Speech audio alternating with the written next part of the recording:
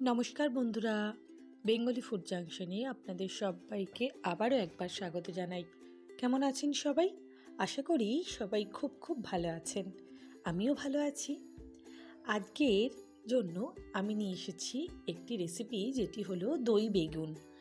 আপনারা হয়তো এই রেসিপিটি অনেকে বাড়িতে তৈরি করে থাকেন বা খেয়ে থাকেন, তাই অবশ্যই জেনে থাকবেন রেসিপিটি কেমন হয়। চলুন আমি কিভাবে দই বেগুন রেসিপি করি সেটি আজকে আপনাদের সাথে শেয়ার করি।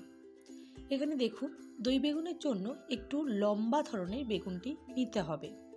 এর সাথে আমি এখানে নিয়েছি টক দই, নিয়েছি লবণ, হলুদ, কাশ্মীরি লঙ্কার গুঁড়ো, এর সাথে নিয়েছি পোস্ত, ধনে গুঁড়ো, কালো সর্ষে, টমেটো কুচি, পেঁয়াজ কুচি। এই সমস্ত কিছু দিয়ে আজকে আমি একটি দারুণ টেস্টি রেসিপি তৈরি করব, যেটি হলো দই বেগুন। প্রথমেই দেখুন, বেগুনগুলো একটু লম্বা ধরনের নিয়ে মাঝখান থেকে বোটা সমেত কেটে নিতে হবে, ঠিক এরকম লম্বা লম্বা করে। দেখুন, ঠিক এইভাবে পুরো বেগুনটি আমি ভালো করে লম্বা করে কেটে নেব, যাতে বোটাটিও এর মধ্যে থাকে। এইভাবে প্রত্যেকটি বেগুন আমি কেটে নিয়েছি। বেগুনগুলো কাটার আগে আমি অবশ্যই ভালো করে ধুয়ে নিয়েছি। এরপর কেটে রাখা বেগুনের মধ্যে আমি একে একে দিয়ে দেব লবণ, এরপর আমি দিয়ে দিচ্ছি সামান্য হলুদ গুঁড়ো ও দিয়ে দেব সামান্য কাশ্মীরি লঙ্কার গুঁড়ো। দিয়ে ভালো করে আমি বেগুনগুলো মাখিয়ে নেব। আজকের এই দই বেগুন রেসিপিটি যদি আপনাদের ভালো লেগে থাকে তাহলে লাইক, শেয়ার, কমেন্ট করতে একদমই ভুলবেন না। আর আমার চ্যানেল নতুন হয়ে থাকলে চ্যানেলটি সাবস্ক্রাইব করে পাশে থাকা বেল বাটনটি চাপ দিয়ে দেবেন, তাহলে আমি যখনই কোনো নতুন রেসিপি দেবো আপনারা খুব সহজেই সেটি দেখে নিতে পারবেন। এরপর আমি কড়াই গরম করে তাতে দিয়ে দিয়েছি সাদা তেল। এরপর 2-3টে করে বেগুন দিয়ে আমি ভালো করে লাল লাল করে বেগুনগুলো ভেজে নেব। এই দই বেগুনটি সাধারণত নিরামিষ রেসিপির মধ্যেই ধরা হয়ে থাকে। আমি এখানে পেঁয়াজ ব্যবহার করেছি, তবে আপনারা যদি মনে করেন পুরোপুরি নিরামিষ করবেন তাহলে পেঁয়াজটি স্কিপ করতে পারেন, তাতেও কিন্তু স্বাদের হেরফের হবে না। এইভাবে আমি প্রত্যেকটি বেগুন লাল লাল করে ভেজে তুলে নেব। মোটামুটি 70-80% কুক করলেই হয়ে যাবে, বেশি নরম করতে হবে না, যেহেতু আরেকটু গ্রেভির মধ্যে ফুটবে। এইভাবে সব বেগুনগুলো আমি ভেজে নেব। বেগুন দেখুন, আমি সমস্তগুলো ভালো করে ভেজে নিয়েছি। এরপর আমি একটি পাত্রে কাঁচা লঙ্কা, সর্ষে ও পোস্ত নিয়ে সেটি বেটে নিয়েছি। অন্যদিকে ওই তেলেই আমি কালো জিরে ও শুকনো লঙ্কা ফোড়ন হিসাবে দিয়ে দিয়েছি। ফোড়নটি একটু ভালো করে গন্ধ বেরোলে এর মধ্যে আমি আমার আগে থেকে কেটে রাখা পেঁয়াজ কুচিটি দিয়ে দিয়েছি। পেঁয়াজগুলো কিন্তু পাতলা পাতলা করে কেটে নিতে হবে। পেঁয়াজগুলো ভাজার জন্য আমি এখানে পেঁয়াজের মধ্যে দিয়ে দেব সামান্য হলুদ ও সামান্য লবণ, যাতে পেঁয়াজটি ভালো করে লাল লাল হয়ে যায় আর নরমও হয়ে যায়।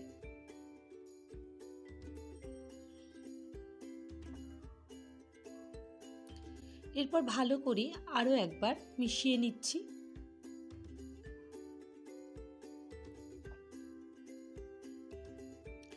এরপর পেঁয়াজটি মোটামুটি একটু ভাজা হয়ে গেলে এর মধ্যে আমি কেটে রাখা টমেটোটিও দিয়ে দেব। এরপর টমেটো কষে নেওয়ার পর আমি এখানে আমার আগে থেকে বেটে রাখা পোস্ত, সর্ষে ও কাঁচা লঙ্কার পেস্টটি এর মধ্যে দিয়ে দেব। আরও একবার ভালো করে আমি কষিয়ে নিচ্ছি। দিয়ে দিচ্ছি পরিমাণ মতো কাশ্মীরি লঙ্কার গুঁড়ো সুন্দর কালারের জন্য, দিয়ে দিচ্ছি স্বাদ অনুযায়ী চিনি ও ধনে গুঁড়ো। এখানে চিনি আমি হাফ চামচ ও ধনে গুঁড়ো হাফ চামচ ব্যবহার করেছি। ভালো করে মশলাটি আরও একবার আমি কষিয়ে নিচ্ছি। যখন দেখব এর মধ্যে থেকে তেল বেরিয়ে আসছে তখন আমি আমার আগে থেকে ফেটিয়ে রাখা টক দইটি দিয়ে দেব। আমি এখানে 3-4 চামচ মতো টক দই ব্যবহার করেছি। এরপর সব কিছু ভালো করে মিশিয়ে নিয়ে আমি ভালো করে কষাবো যতক্ষণ না তেল বেরিয়ে আসে। দিয়ে দিচ্ছি অল্প সামান্য জল, যাতে মশলাটি তলায় লেগে না যায়। আরও একবার ভালো করে কষিয়ে নেব। গ্রেভি ফুটতে শুরু করলে এরপর আমি দিয়ে দেব আরও একটু জল ও তার সাথে ভেজে রাখা বেগুনগুলো। জলের পরিমাণটি এমন দিতে হবে যাতে বেগুনগুলো পুরোপুরি গ্রেভির মধ্যে ডুবে থাকে। এইভাবে খুন্তি দিয়ে বেগুনগুলো গ্রেভির মধ্যে ডুবিয়ে দিতে হবে। এই দই বেগুনটি খেতে কিন্তু দারুণ হয় এবং আপনারা যে শুধু ভাতের সাথে খাবেন তা নয়, যে কোনো রাইস জাতীয় বা লুচি পরোটার সাথেও কিন্তু এটি খেতে ভালো লাগে। এরপর ওপর থেকে কাঁচা লঙ্কা ও ধনেপাতা কুচি আমি ছড়িয়ে দিলাম।